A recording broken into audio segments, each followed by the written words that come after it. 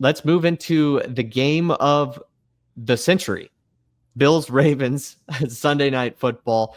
Bills major comeback with about 4.5 minutes left in the game. Both teams over 40 points. Andrew, first thoughts?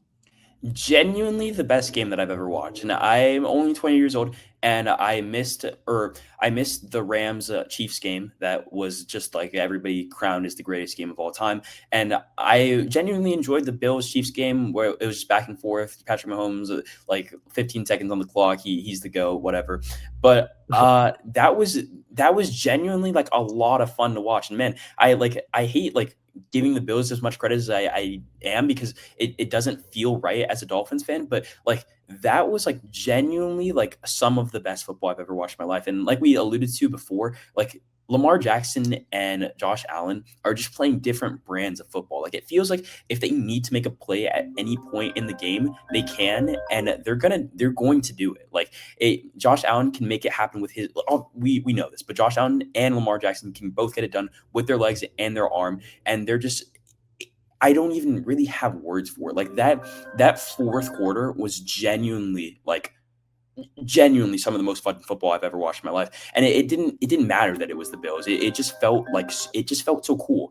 I don't know, dude. Like that D Hop catch, the Derrick Henry runs. And this isn't like dude. If I get any hate from Dolphins fans, I'd be so upset because of the fact that it is like it was hard to not just like enjoy that game. I was playing James Cook and Derrick Henry in fantasy, so both running backs had a great game, and still I didn't even care, dude. Like I was just enjoying that game so much, and I probably repeated a lot of the same thing, but those are my first thoughts, and I feel like it is like enough to like make your mind to scramble like that, because how do you quantify that? Like some of the catches that were happening, that deflection for Keon Coleman in the end zone, the deflected catch that he had, like so them failing on the 2-point conversions, them getting them back, them coming down, they hadn't done something like that since like the 1960s. Like you can go, but that's what I had. Well, the greatest game ever talk or greatest regular season game ever talk, I think is a really, really fun thing to do, because I did watch the Rams Chiefs game that occurred. And I think what made that game so special was just how many defensive touchdowns and defensive scores and turnovers were also paired with the dominant offense. Like that's why that game was also so special. But this has to be up there too. And just the actual ability of the Bills to be able to make this comeback, I think, is a really good psychological edge over this Ravens team. I don't want to speak too much in like some media generalities and say that like the Bills truly have one up on the Ravens, especially because the Ravens put it on the Bills last year in the regular season pretty bad. But that is one win that I feel like is just such a really good team, or a really good win for a specific team, especially when you feel like they're going to meet in the playoffs. It's awesome stuff. Keon Coleman looked really good. Derrick Henry is going to be doing this for the foreseeable So he's future, I imagine. 70. It's Yeah. actually absurd. Derrick Henry's easily going to make the Hall of Fame. I think we're going to potentially have to start talking about first ballot. Is Adrian Peterson first ballot? When is he up? But like, I feel like those are the two guys that we're going to see first ballot running backs, and I think I'm ready for it. I don't know what his all-time stats are looking like for his career, but at this point, 169 rushing yards, 18 carries, 2 touchdowns, and then of course he's got 3 or 4 runs where he stiff arms a guy straight into the ground, and it's got that highlight factor. He's the best running back, I think. Just I don't really want to put his peak like above Saquon Barkley's peak, because he had like one of the best running back seasons I've seen, but he's right up there. He's right along with the greats, I think, at this point.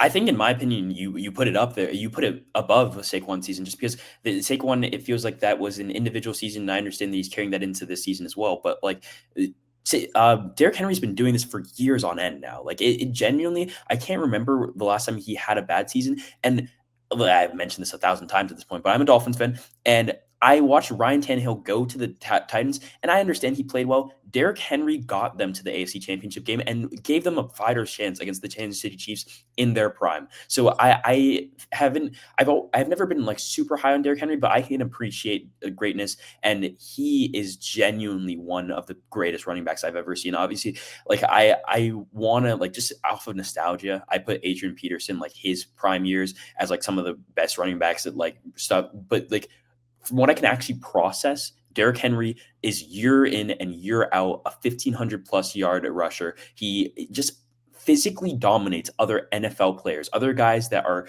6'2", 225 pounds, huge, like as well. He just will stuff them into the ground. It's genuinely a little bit absurd. And that like contributed to this game. There's just so many factors now when you talk about Bills Ravens. You have James Cook, obviously gets a good deal. He is part of the Bills offense, and just it really is just Josh Allen. Like you can sort of like I genuinely think you can surround him with like a bunch of like mediocre receivers and he'll still be good, kind of like that Patrick Mahomes factor. And then you look at the Ravens side, they have a great defense. They have Lamar Jackson, they have Derrick Henry, Rashad Bateman's in that picture. Obviously, Zay Flowers is the wide receiver one on that team.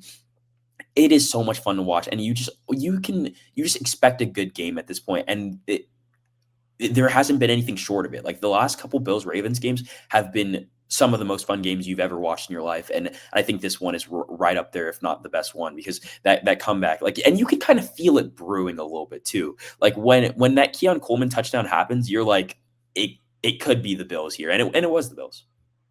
I will say, I don't know what the Chiefs are going to look like at the end of this season. I have them picked as my team to go back to the Super Bowl, but I will say if they don't, it's got to be Bills or Ravens. I don't know if there is truly another one of those AFC teams that can really give them a run for their money. I think there's a couple good teams, but I just feel like they might be, after what I saw on Sunday night, a step under it. And I think that's honestly great. I think both these teams, I really want to see them get a shot in the Super Bowl. I don't know how many NFC teams can really hang with the Bills or the Ravens. I want to say the Eagles, but I think it ends there. I really do think it ends there. Like the Bills and the Ravens, I think, are the top two teams in the NFL right now. Yeah, and I just want to look at it like from this game perspective, like holistically. Like the Ravens' first couple possessions went field goal, touchdown, touchdown, field goal, touchdown, and then their first punt was with 7 minutes to go, or less than 6 minutes, or 6 minutes to go in the third quarter. Like that was their first punt of the game with 6:25 left in the third quarter. Like they just put like it's just so nice to watch the brand of football they play, and it makes so much sense why they have these primetime games, because you can't get enough of it. Like even if you aren't like a fan of these particular teams, you could genuinely dislike these teams and admit that it's some of the best football you'll ever watch.